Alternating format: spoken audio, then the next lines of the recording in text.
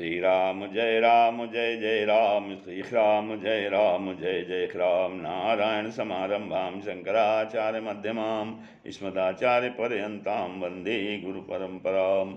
श्री गुरुचरण सरोज रज निज मन मुकुर सुधार, वर्णो रघुवर विमल यशो जोदायक फल।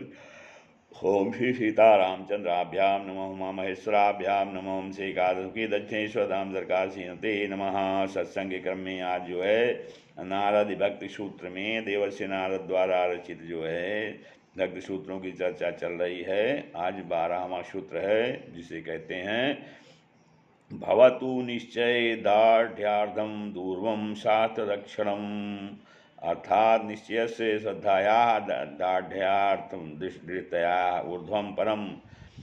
निश्चयादाढ़ निश्चय बुद्धि होने से ऊर्ध्वम माने आगे, शास्त्र रक्षण शास्त्र मर्यादा की रक्षा होती है होए।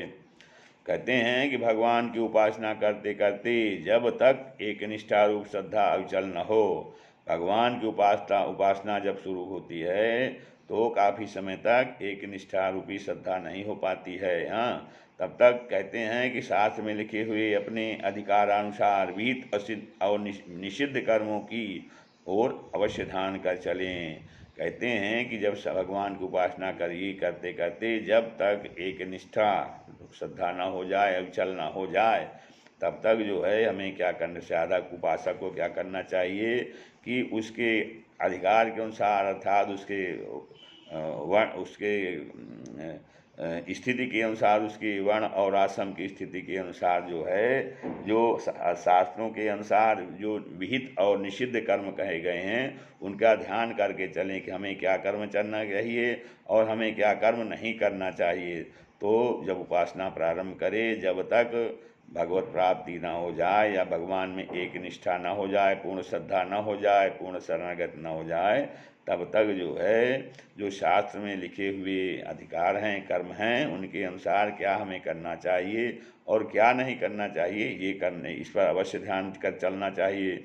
क्योंकि भक्त की अपरिपक्व दशा में कर्मानुष्ठान पर श्रद्धा करने से मन की मलिनता दूर नहीं होती और वह मलिनता भक्ति को प्रबल नहीं होने देती। तो जब भक्त की अपरिपक्व दशा है तो कर्मानुष्ठान पर अश्रद्धा करिए, अगर कर्म के अनुष्ठान पर अश्रद्धा किया जाए तो उससे मन की मलिनता दूर न हो। इससे हमें जो हम भक्त की जब प्रारंभिक अवस्था होती है, अपरिपक्व दशा होती है, तो जो भी कर्म किया जाए उस पर पूर्ण श्रद्धा से किया जाए।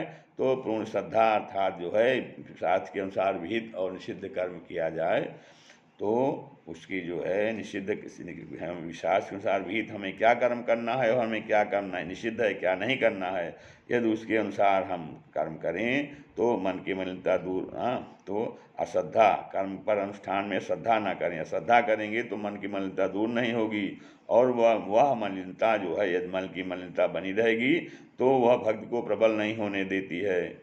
तो भक्ति साधन सिद्ध होने पर, जब भक्ति का साधन सिद्ध हो जाता है तो कर्मनिष्ठा अपने आप ही निवृत्त हो जाती है। तो जो कर्म की प्रतिनिष्ठा होती है कि क्या कर्म विहित है क्या नहीं है, वो सब अब निवृत्त हो जाती है। इस कारण उस समय कर्म न करने से प्रत्यवाय नहीं होता। और यदि कोई भक्ति का अधिकारी अपने अधिकार को दृढ़ करने के लिए फिर भी कर्म का अनुष्ठान करे तो उसमें कोई दोष भी नहीं है। कहते हैं कि जब भक्ति साधन सिद्ध हो जाता है तो कर्मनिष्ठा अपने आप ही निवृत्त हो जाती है, लेकिन फिर भी कहते हैं उसमें कर्म करने से कोई दोष नहीं होता है। अधिकार कोई व्यक्ति, कोई भक्ति का अधिकारी अपने अधिकार को सुदृढ़ करने के लिए, कोई भक्ति का अधिकारी है और अपने अधिकार को सुदृढ़ करने के लिए वो कर्म करता है तो उसमें भी कोई दोष नहीं है। उसे कर्म करने में वो जो भक्त है भगवान का, वो भी एक साधारण मनुष्य की तरह सारे कर्म करते हुए दिखाई देगा।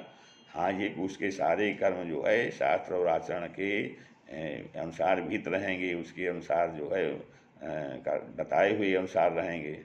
श्री राम जय जय राम, श्री राम।